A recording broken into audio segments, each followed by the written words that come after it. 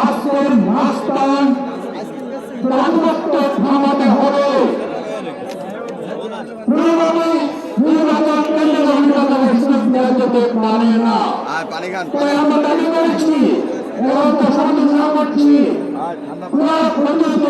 নির্বাচন করতে হবে, বিকল্প নাই। এই সমাজে বলতে চাই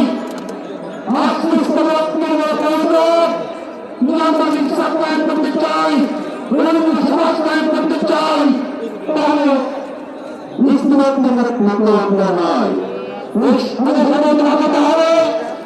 আমাদের সত্য প্রার্থীকে প্রত্যাগ করতে হবে। একমাত্র ইসলাম, একমাত্র মুসলমানদের প্রয়োজনে আসতে হবে, বিকল্প নয়। যারা দেশকে ইসলাম দ্রুত পরিণত করতে চায়, বাস্তবায়ন করার জন্য চেষ্টা করতে ওই জাতি পেতে পারে না।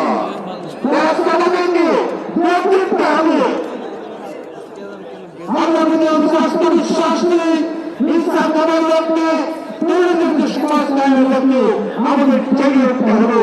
এটা তো আমার কাছে চাই আজকে সবাই মিলে আমাদের নির্বাচনে ইসলাম পক্ষে, ইসলাম পক্ষে, ইসলাম পক্ষে, পক্ষে আমরা জেগে উঠে প্রদান করে আমরা ইসলামের পক্ষে, শান্তির পক্ষে, প্রবৃত্তির পক্ষে, এই নতুন পক্ষে আমরা প্রতিবাদিত করি।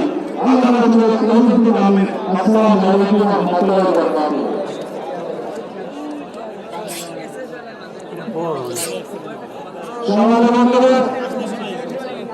আপনারা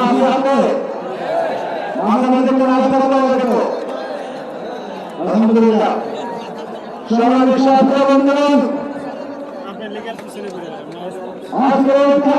মহাসমাবেশে এবং বক্তব্য রাখেন